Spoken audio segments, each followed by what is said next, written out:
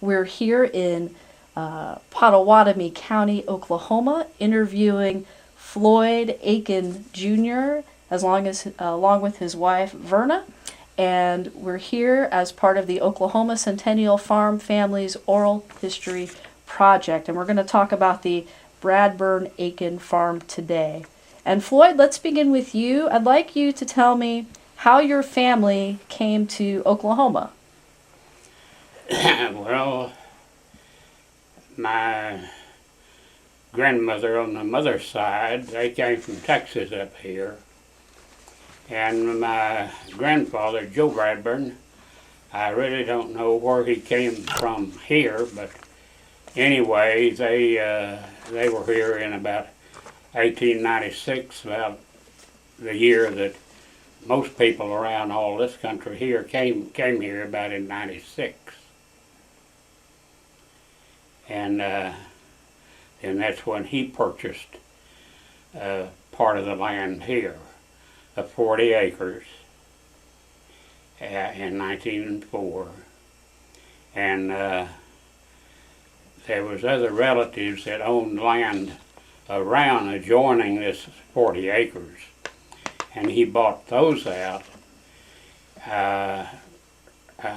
in a few years, I guess, after he got the 1904 when he bought that. And it eventually wound up as 160 acres and stayed that way for clear up until we bought it. So he bought it from the one that homesteaded it, didn't he? I think he was the third owner of it there. And why did they come to this part of Oklahoma? Any idea why they settled here? Well, not really.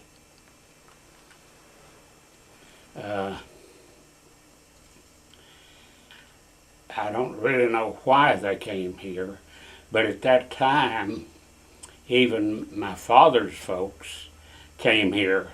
It just seemed like there was a migration to the area in about 1996. Mm-hmm. And were they farmers when they arrived? Did they have other occupations?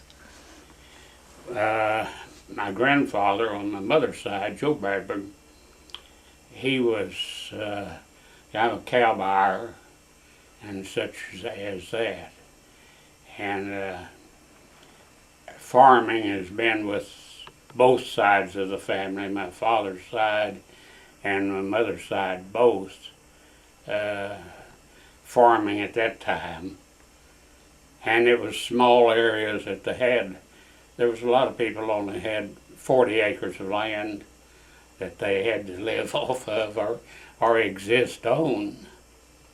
Well, on that original 40 acres, what was going on the property? Do you have any idea of where they were living? Yeah,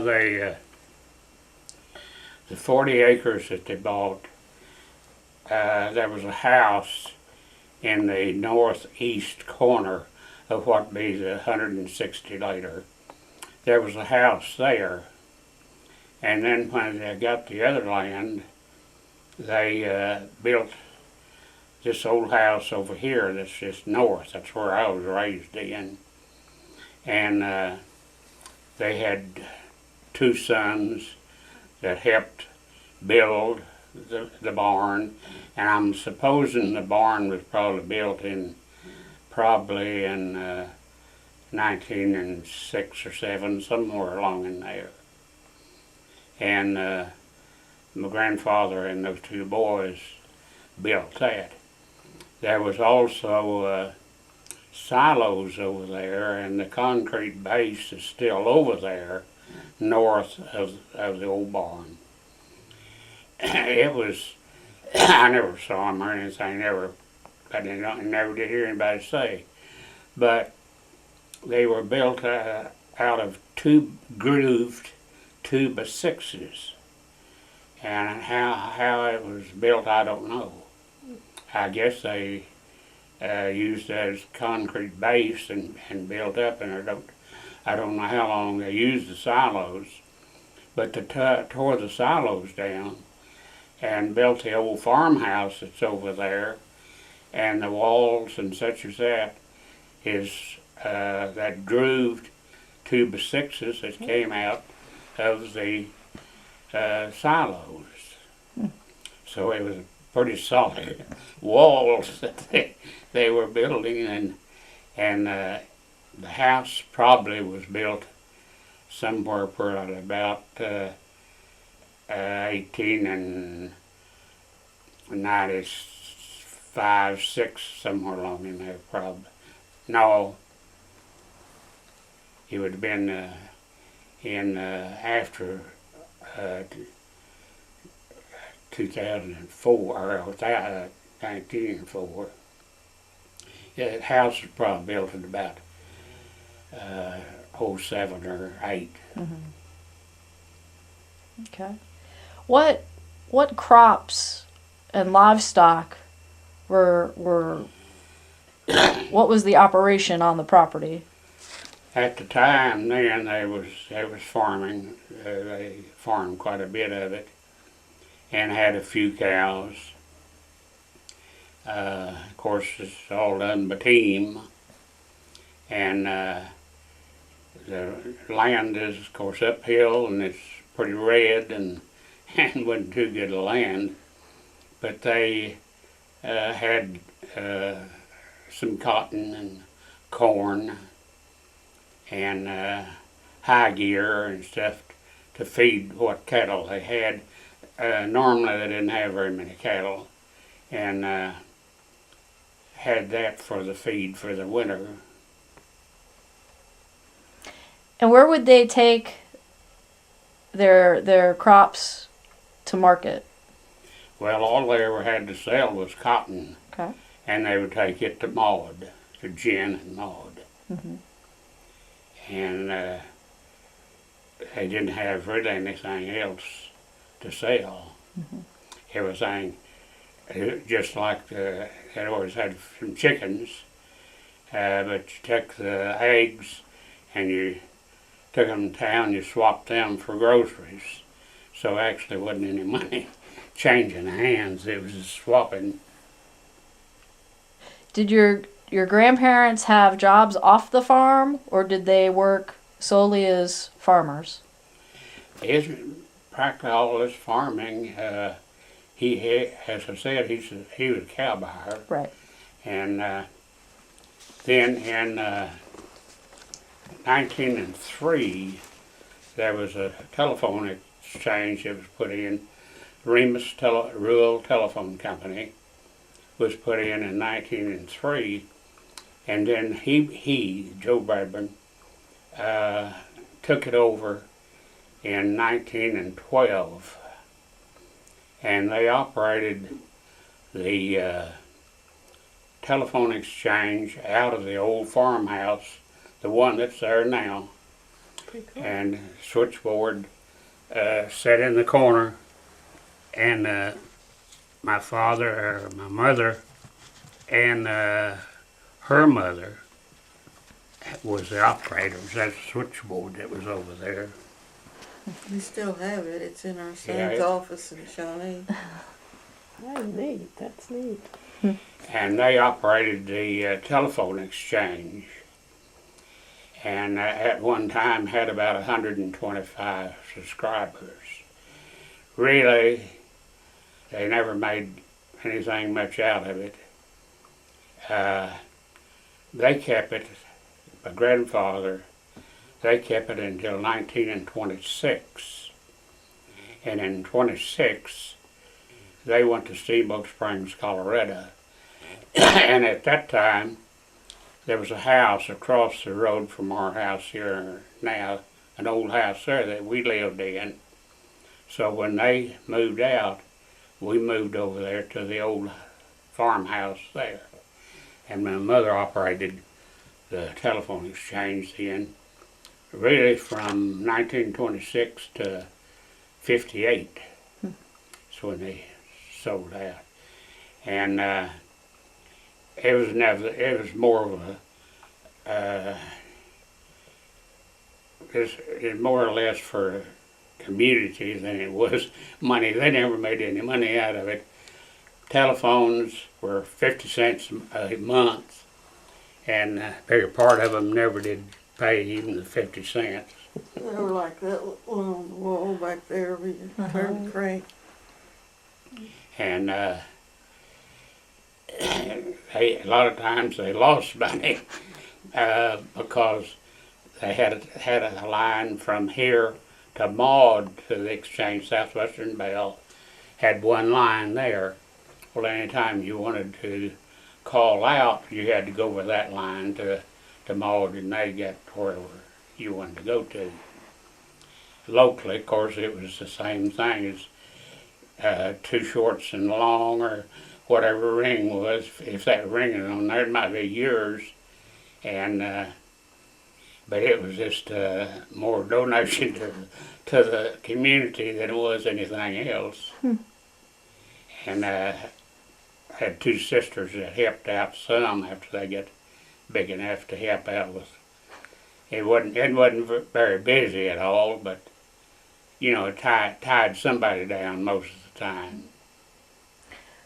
Well, how did the farm pass from your grandparents to E.F. and Grace?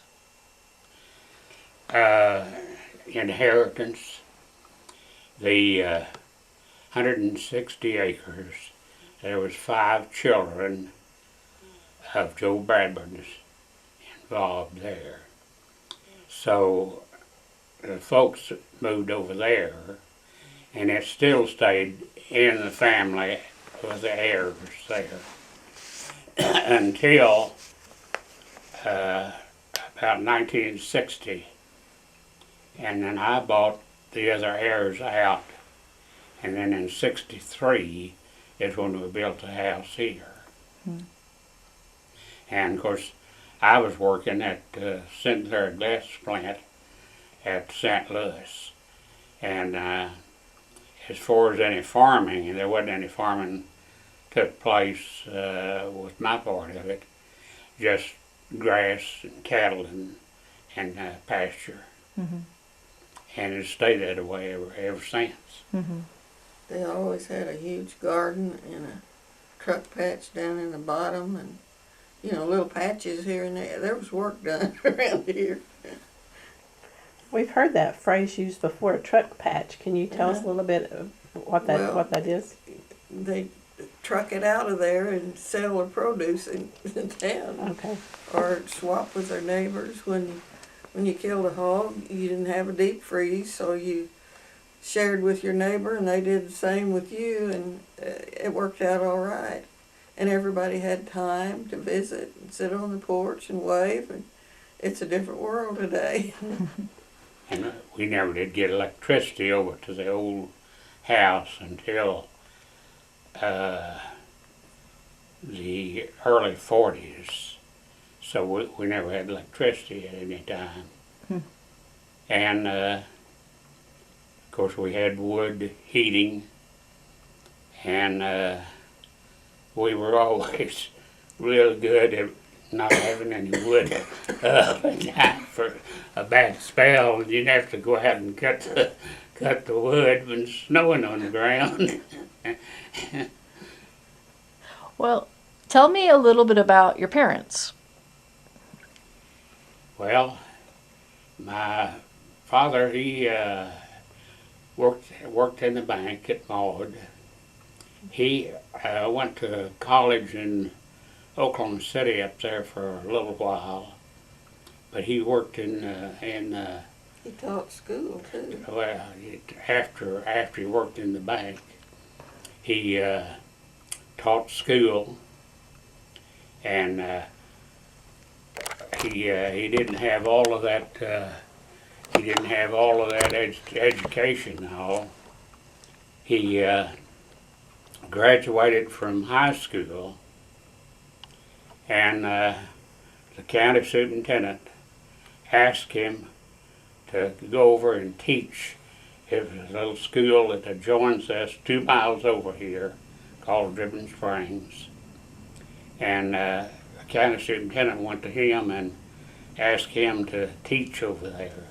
And of course, he had just been out of high school that year.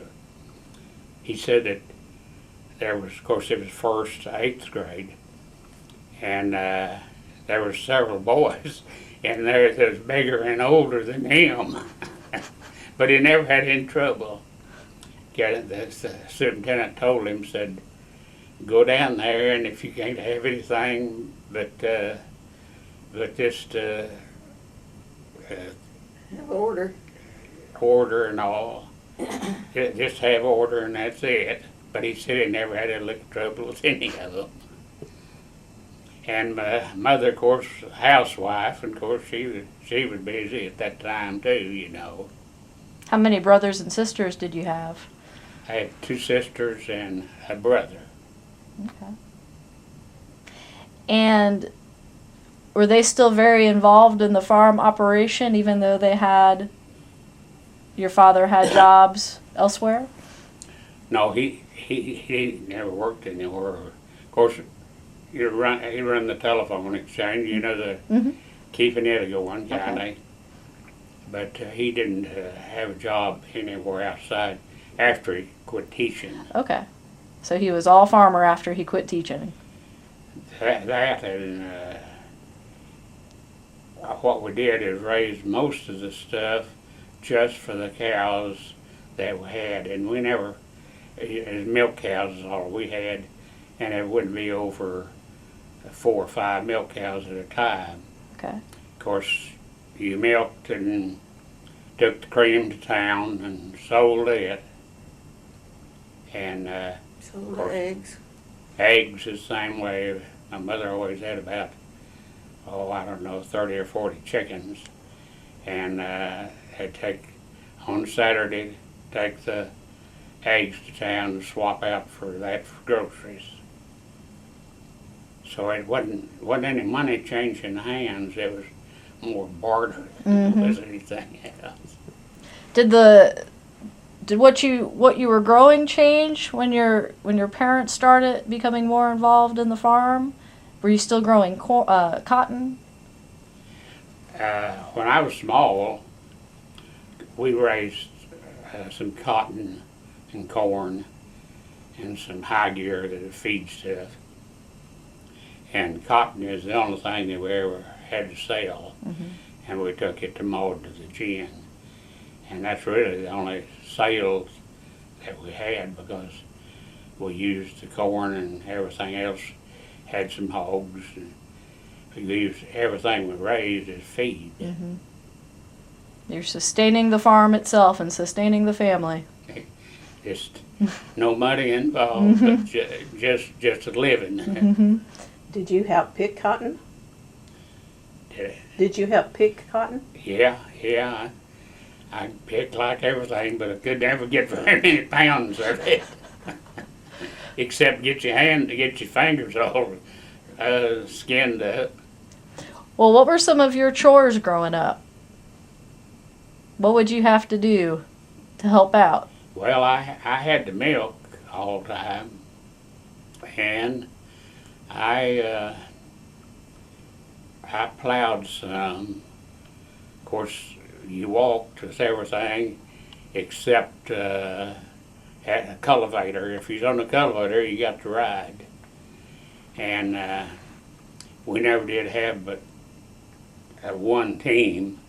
And at one time we had a horse and a mule that worked together. But my father back in the middle and late 30s, the Warren Petroleum had a gas plant about 3 miles northeast of us over there.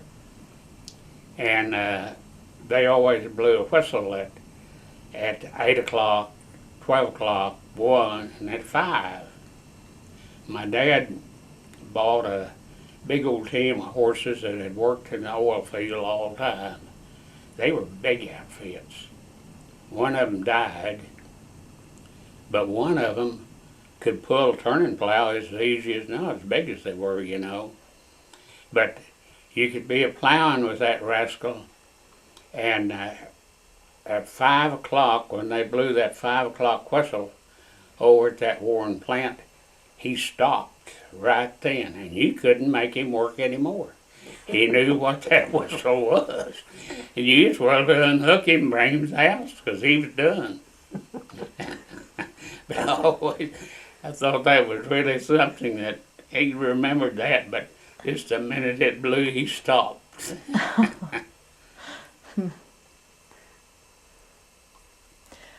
Well, as a young man, can you describe the house for me where you lived? The what now? Your house. The house. Mm-hmm. Well, of course, it was built out of lumber, that silo, up, you know, a big part of it, and it had a concrete floor in it, and in the hot summer and such, kind of had a hallway there, and you could lay down on that concrete, and it's pretty cool. You know, you had a little breeze through there. But of course, it was 5 rooms, 2 bedrooms, and kind of dining room and kitchen and front room. The telephone exchange was in the front room, in a corner there.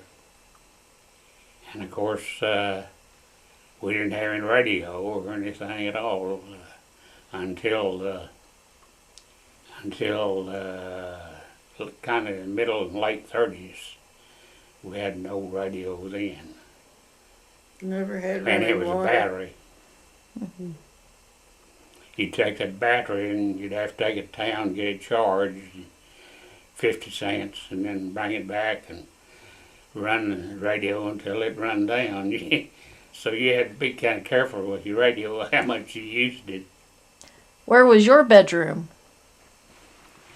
It was in the north east corner of it there, and it also had an upstairs there, kind of a attic deal, and we had one bed up there. Sometime I'd sleep up there, and sometime in the northeast corner of it. And of course, we were heating with wood, and by morning it was cold as could be. You'd put quite a bit of wood in the stove at bedtime, but it didn't last very long there. And how about the indoor plumbing? It didn't exist. The windmill was right at the back door. The windmill was there and a hand pump right at the back door. The toilet was a little bit to the west, and now it was a WPA toilet. It's still over there, and we had to pump water for the cows, and those things, there wasn't any bottom from them drinking. It drank from now on, and you're pumping on a hand pump. And we had all take times about pumping on it. We didn't get a farm pond until about 1940. Daddy got a farm pond built, so that took care of pretty well the water situation on pumping it. But we never had indoor water at all at any time. Was the WPA toilet a 2-seater or a 1? One Was it? is one of those precast deal that's floor, Concrete. and it comes up. There's an old one that's laying out there that somebody had. I've got there, but the one over at the old house over there, it's still the house. The house is there, and the toilet seat and all there. What about bath time? Bath time. Bath time. Pretty few and far between. One tub had to wash several of them. You couldn't be changing water all the time. Too much problem to try to get it and heat it. Was there a garden? Yes, I always had pretty much of a garden, and then that truck patch down east there. And my mother always canned a lot of stuff, so you had canned stuff all winter long. Many a time we'd sit down at the supper table and she'd say, the only thing we had on the table that was bought was sugar and salt and pepper. Everything else was raised. Mm-hmm. Did you have a favorite meal she cooked? All supper was always the main meal that we had. What would she cook for you? Oh golly. Had chicken a lot. Yeah, we always had chickens, so we had a lot of chicken. And it used to be stuff that she had canned, green beans and stuff that was raised during the summer and canned. Tomatoes. Corn. Who was responsible for killing the chickens? Well, she did. She wrung their neck. But I was kind of small and it looked so easy that I thought I could do that. So we was out there and she had killed one, I think. Of course, they wrung their neck, you know. Well, I tried one of them there and I got a hold of him. I slung him around like everything and turned loose of him and he hit the ground running and run to the chicken house and that was it. I was just winding him up. I never did break his neck. But he didn't hang around very long. He got out of there.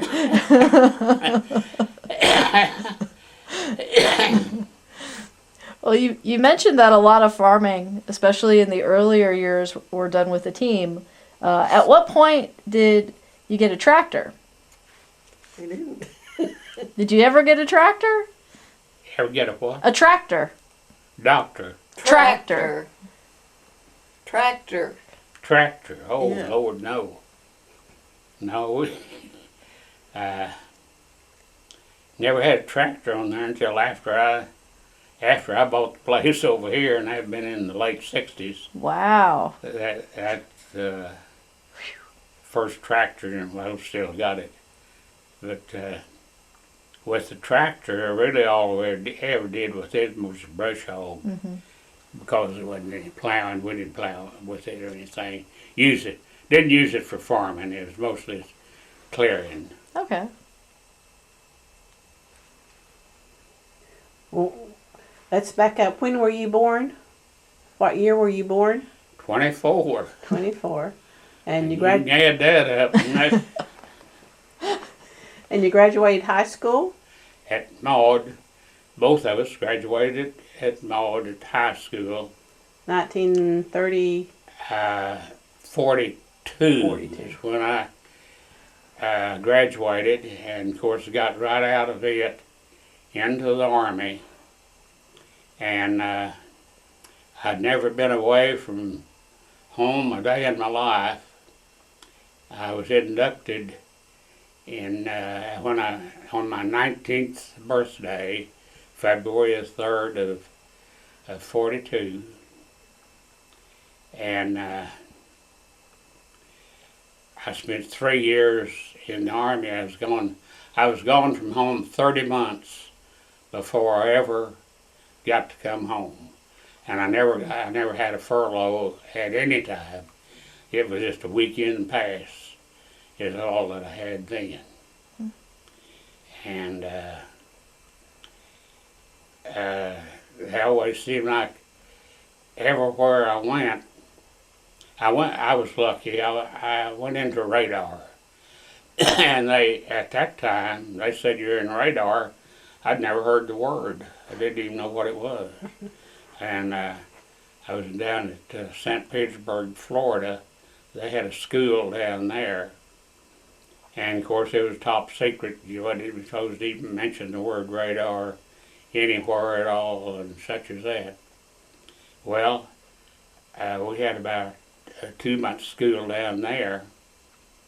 Well, you couldn't get a leave because we was a hot outfit and headed to the Pacific, and we were the first radar trained in the United States that went to the Pacific. We were the first crew that ever went over there. Well, it got over there, of course there wasn't any chance of any furloughs or leaves or anything at all. And it was a funny thing that Lyle Bourne, he was the congressman then, David's daddy. He was over Round Mall down Bowlegs down in there. And he wrote me a letter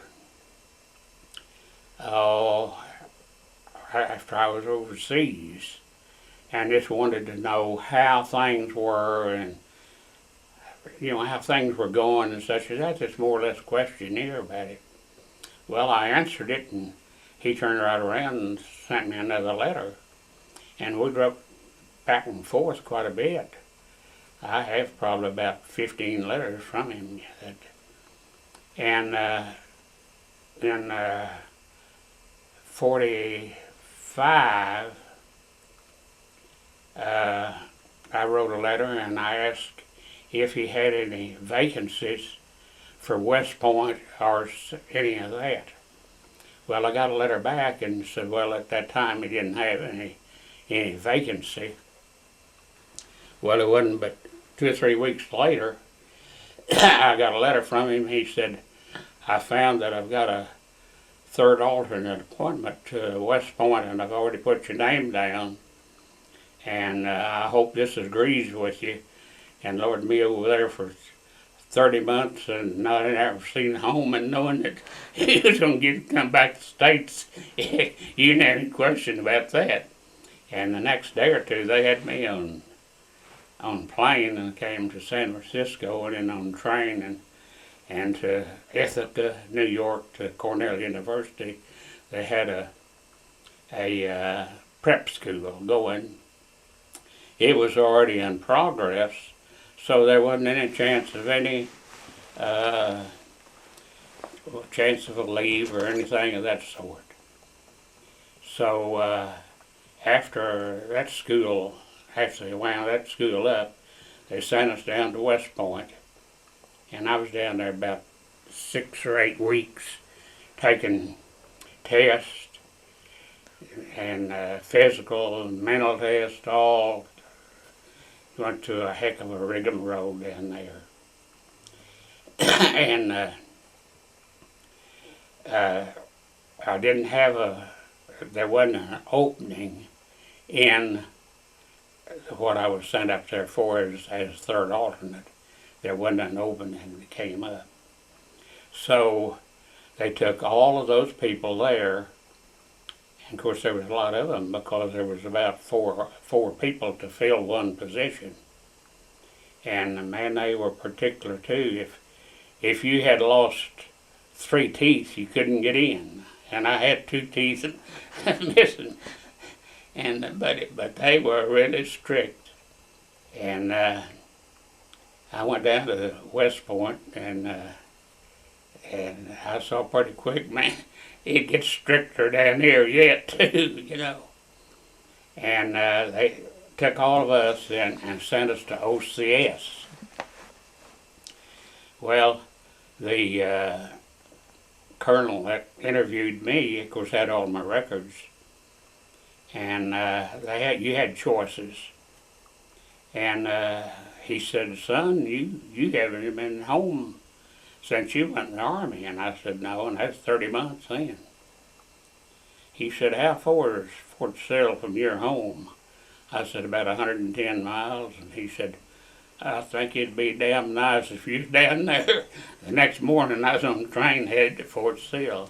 But then I couldn't get to come home because it was already in progress, the school. And I had to wait 3 or 4 weeks before I could even get a weekend pass to come home. So seemed like everything I got into was a hot outfit. Well, how did you two meet?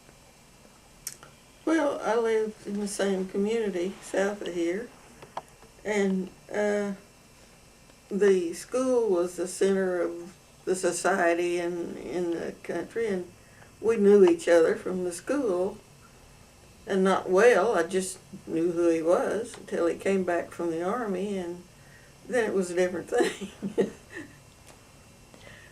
And did you two start dating at that point? Yes. Yeah, after I got back from the Army. Okay. But see, I was in the Army from the 19th birthday to the 21st and all, and that in an area that most of them were dating and marrying at that time. And of course you missed out on all of that, that area there. Well, what were you hoping to do once you got out of the Army? I really didn't have.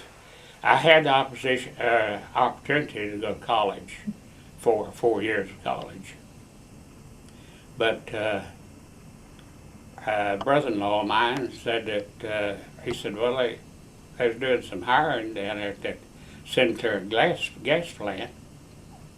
So I went down there and interviewed, and they hired me right off the bat.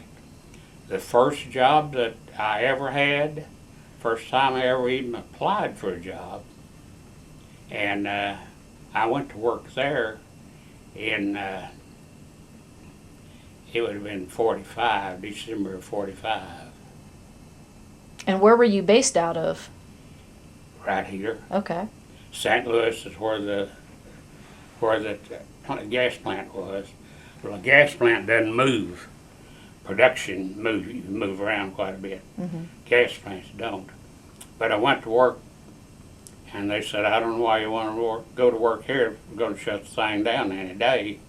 Well, I hung around 40 years and retired, and still didn't shut it down for 3 or 4 years after I retired.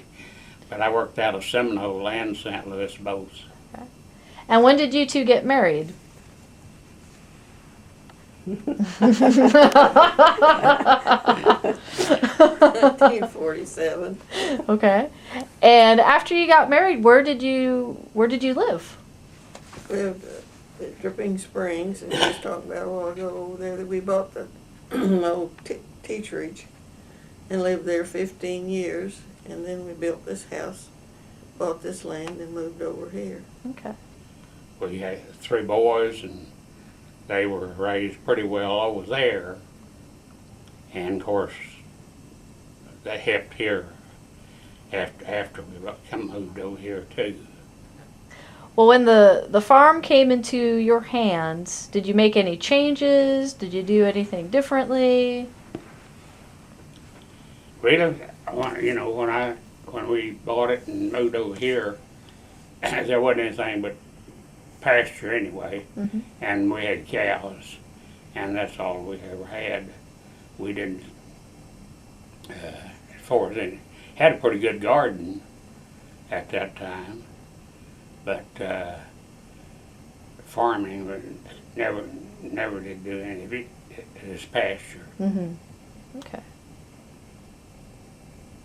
And how many acres, because I know you acquired many different properties, how many acres did you end up with?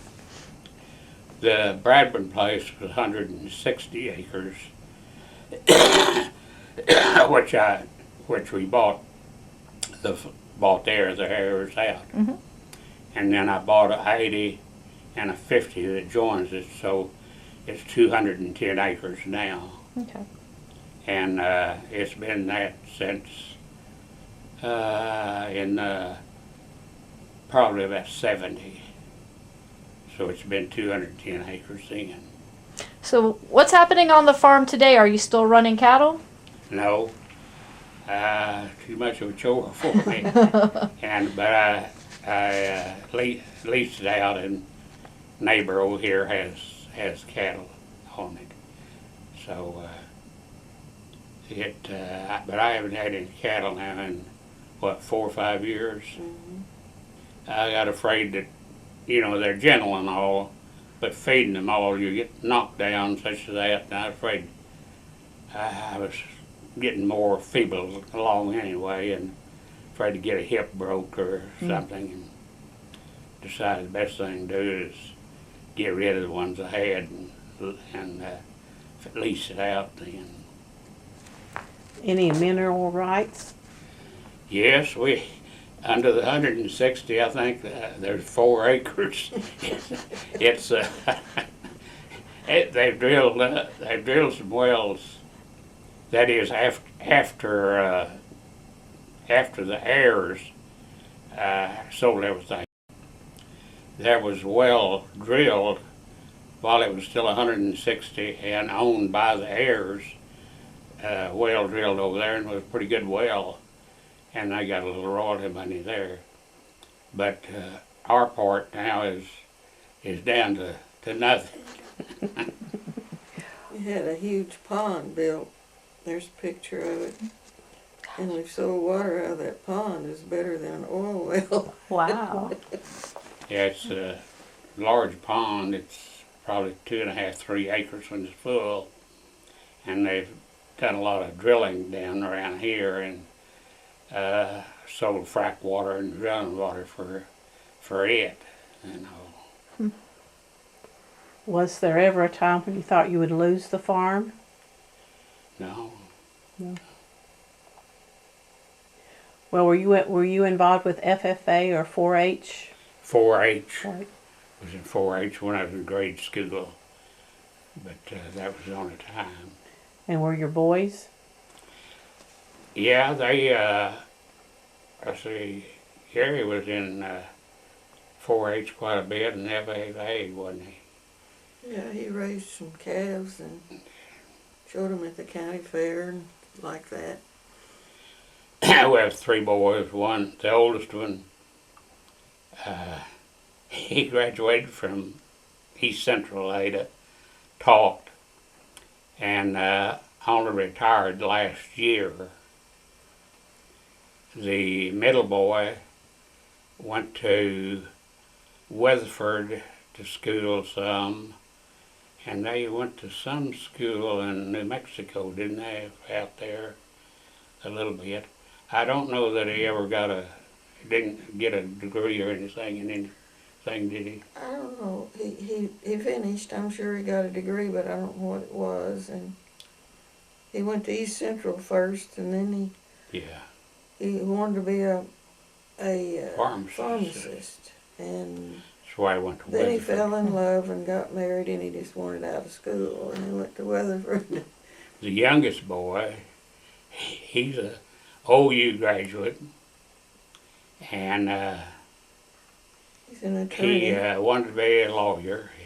He wanted to be a lawyer from the time he was in high school. He was determined.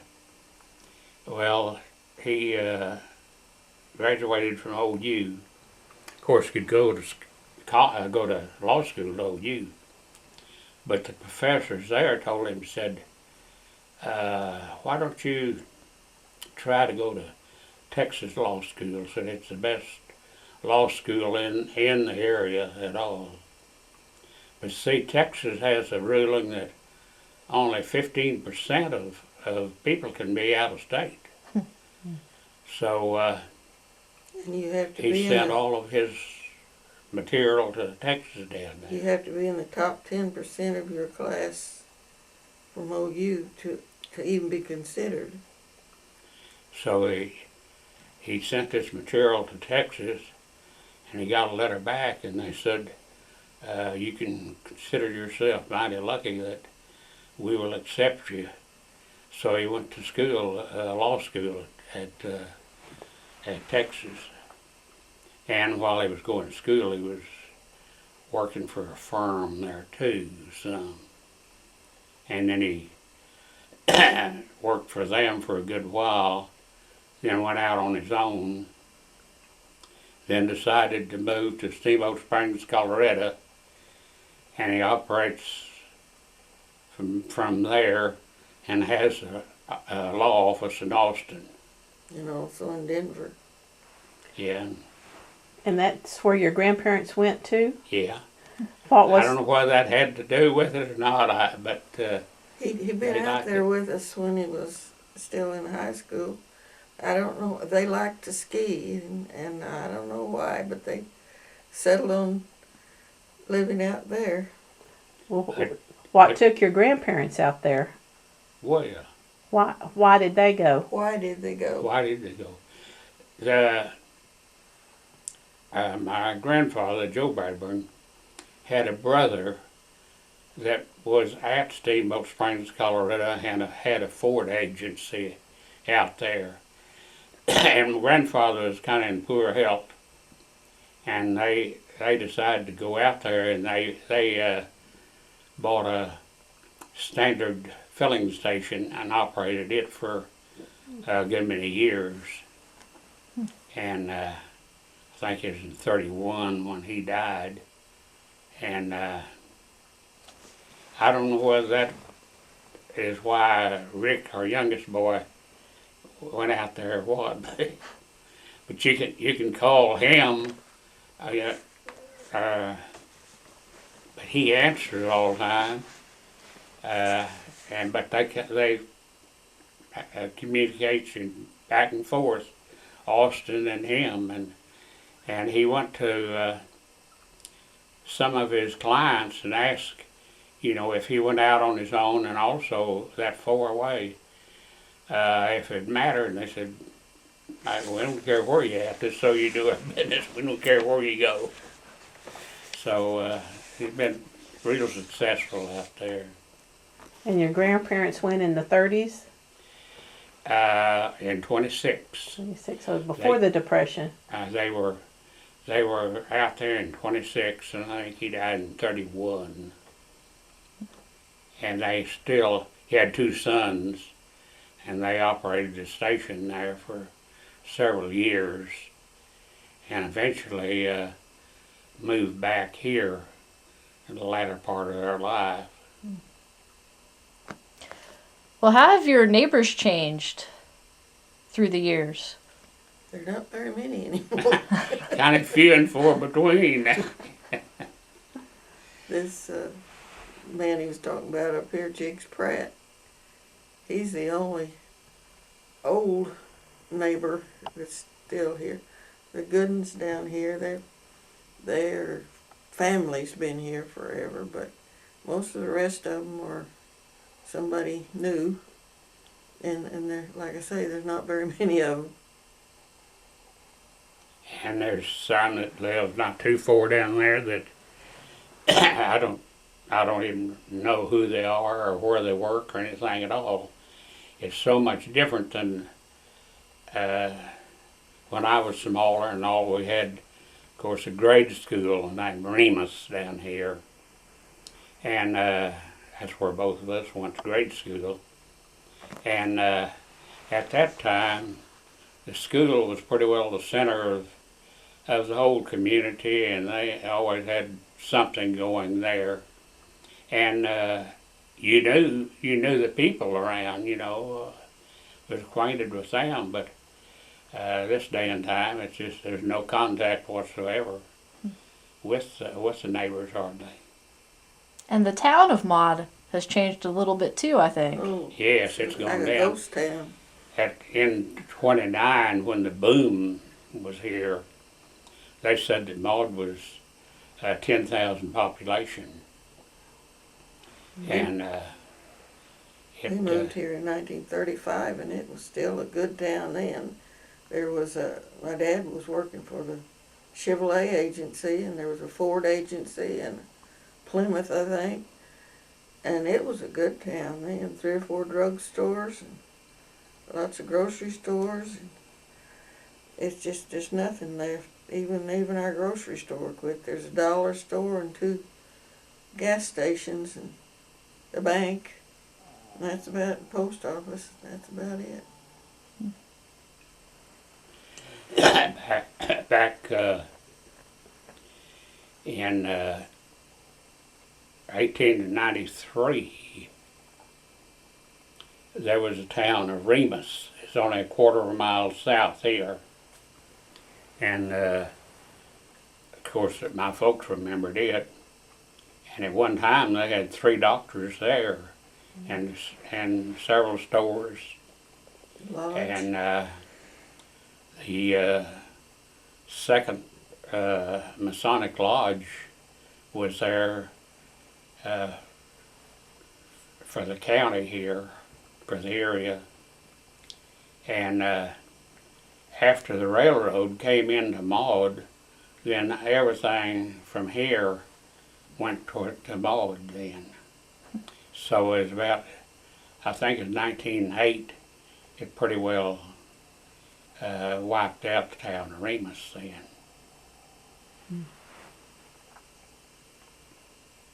Was there a depot? in Maud? No. Not Maud. See, the railroad come through Maud, and that's what really changed things up. They went to Maud to be the depot there, or the railroad. And then when did the railroad leave?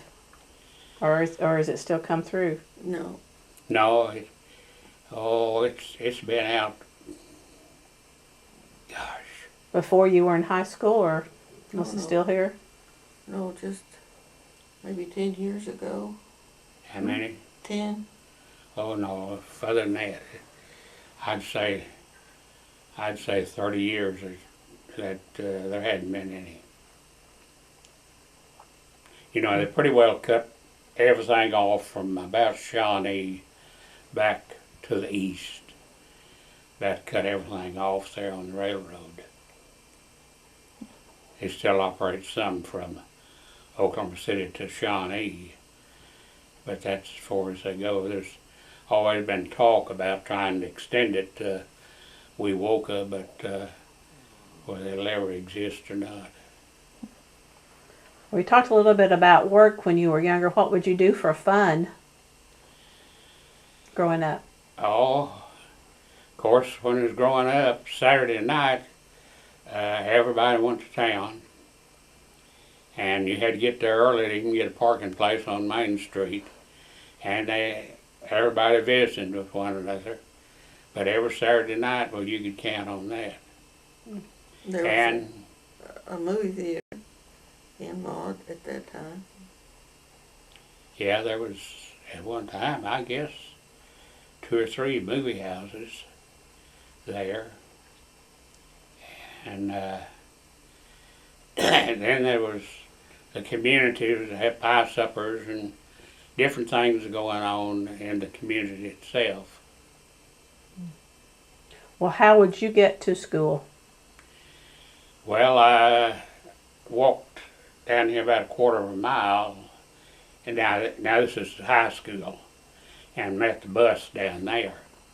But the grade school, the 8 years on it, walked from here a mile and a half, about a mile and 3/4 south to the grade school. One way. One way, uphill both ways.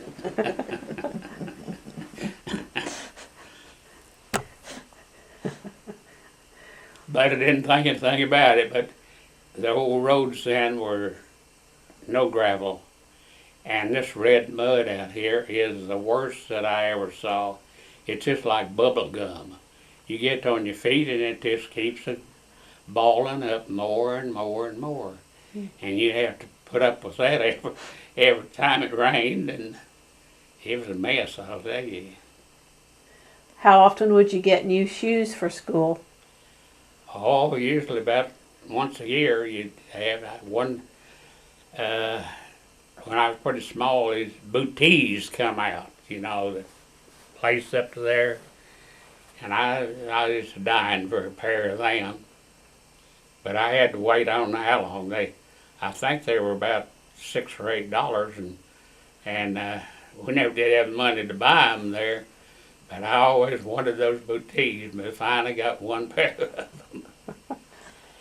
Well, was keeping the farm in your family very important to y'all for so long? Yeah, Was to him anyway. His sisters and his brother went different directions, but he stayed with the homestead. well, it all worked out, and I couldn't have picked it any better than the way it worked because of my job down there and living here. and never having to move for 40 years there. And very few people can do that, have one job for 40 years and never move. Only move we did was from over there to over here to build a house 2 miles. So, Well, when you look at the farm and what's going to happen in the next 100 years, what do you think is going to happen? What do you hope to happen? well, I don't know. Of course, none of the kids live here, I don't think. And but I think yet they probably would hold on to it as a farm and in the family somehow, or maybe most of it or something. But as far as them living here, I don't think they would. Well, is there anything else you'd like to add today before we close on out? Well, I don't know. We've covered quite a bit. Well, we thank you for your time today. Thank you so much. Thank you.